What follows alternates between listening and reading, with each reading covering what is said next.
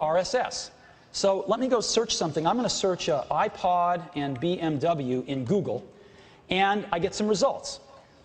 The problem is that Google's searching 1 billion websites, and they can't do it in a few days. It takes them several days to scrape all these websites. They certainly can't do it in an hour to give me up-to-the-minute news. And that's where these RSS feeds come in. They're really up to the second. And so now let me go over to the RSS feed, and I type in the same query, iPod BMW, and now I am searching a whole bunch of RSS sites, and it's aggregating them all together, and I found 11 articles here on iPod plus BMW. I did another search just last night on Cheney, found a whole bunch, 37 articles on Cheney, you know, a lot of the F-word articles that I can't go into. So this is how easy it is to use Safari RSS. Just go type something in and boom, it blasts out over whatever RSS sites you have in your bookmarks or whatever there are out on the web and finds you these articles on just about anything you can type in. You can search them, you know, yes, well, most of these are this week here. No, I guess they're all today. Pretty cool. Safari RSS.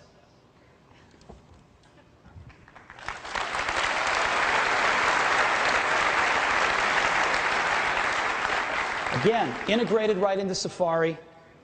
All the protocols, the RSS and Atom protocols, alert you when you have an RSS feed. I think the personal clipping service is going to be my favorite, to just be able to type something in and boom, get every article there is out there up to the minute. And to be able to store those things right as bookmarks, so you can just hit them if you want to look at a variety of things every day. Just boom, hit one button. And boom, see the RSS site, search a bunch of RSS sites. We think this is going to be really big. Safari RSS. Okay, next up, a technology, a new technology built into Tiger called Core Image. Now, what's Core Image about? Well, we started off with Mac OS X building in an audio technology that we heard about earlier called Core Audio. This was taking professional quality audio and building it into the heart of the OS, where we could get super high performance, super low latency, and providing a really clean set of APIs for developers to build amazing apps on top of, and saving them tons and tons of time. And we've seen what's happened in the last few years with Core Audio. It's been huge. Well, in Tiger, we are introducing the same thing for image processing, called Core Image, and the same thing for video, called Core Video. And this stuff is really, really hot. So we're going to look at Core Image and Core Video today. Now, the thing that probably makes them the hottest is that we are not doing the image processing and the video processing in the CPU. We're doing it in the graphics processor. CPUs, as we talked about earlier, are flattening out in their performance ramp over time. But GPUs are crashing right through Moore's Law. They are getting incredibly high performance. And so we are actually doing the processing, the image processing for this stuff inside the graphics processing unit.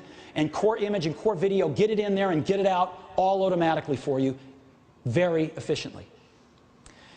These calculations are all done with floating point precision. So you do not have to worry about precision anymore. You do not have to worry when you stack a bunch of effects or filters on top of each other that you're losing precision, because everything is done with floating point precision.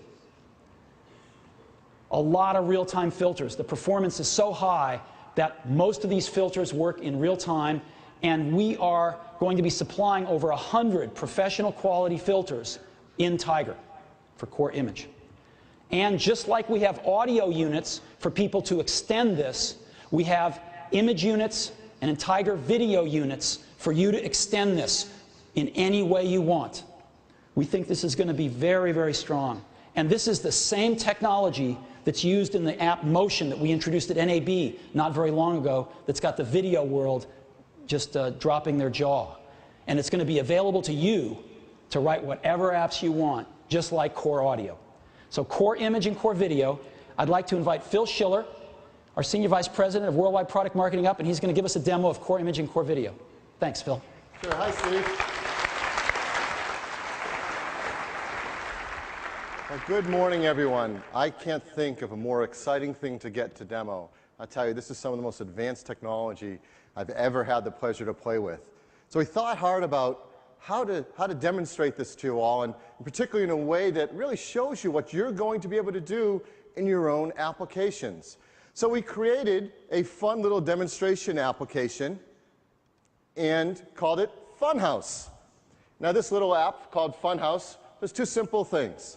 It brings up a photo, in this case, appropriately a tiger, and it brings up an inspector floating above it that gives us access to some of these over 100 professional quality floating point effects.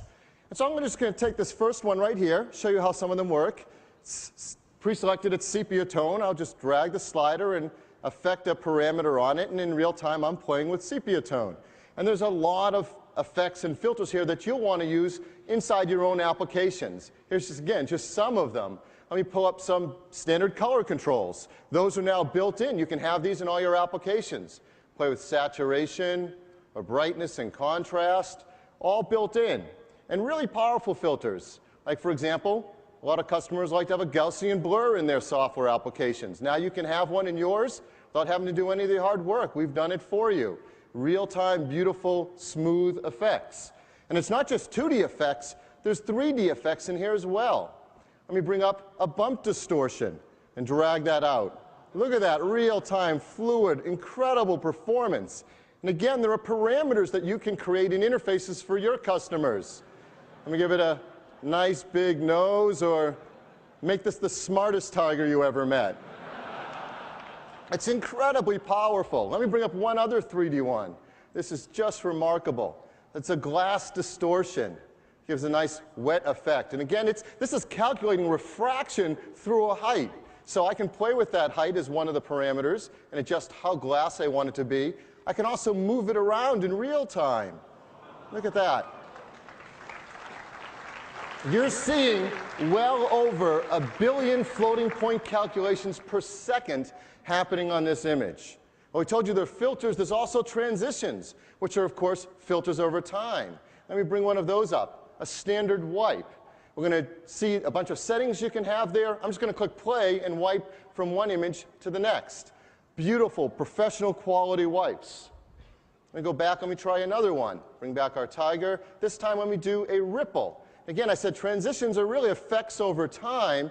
Let me take a time slider, bring it forward a little bit. There's the ripple. Let me position it wherever I want it to be. Again, beautiful fluid effects. Put it right in the center. Let's look at this halfway through. You're going to see the next slide coming through. Before I run it, let me bring up a magnifying lens and just show you the incredible quality of the edges on this filter. Try to find a pixelated edge between the tiger and the lion. It's not there. There's no approximations. This is incredible, beautiful, real-time transitions. Let me click play. That's just, you can add this to all of your applications now. We'll do all the work for you. Now, that just shows you a few of the tools that you can throw into your apps. Let me give you a little bit more of a real-world example of how you might build something and how a customer might use it. Let me bring up another photo. In this case, let's bring up a zebra. Now imagine I want to create a photo using your app, and I want to create a photo of a zebra that's really hard to find. In fact, it's never been photographed. It's called the electric zebra. I don't know if any of you have ever heard of this thing. The electric zebra looks a little different than your standard zebra. I'm going to use a bunch of these effects together in a stacked way. Well, first, to create the electric zebra, I'm going to bring out a 3D effect that's going to play with it called vortex distortion. And it brings up a point that I'm going to bring right to the nose of the zebra. If you've ever seen the rare electric zebra, it actually has a really unusual snout. Let me play with that there. That's just about right. I've seen one in the wild. And they have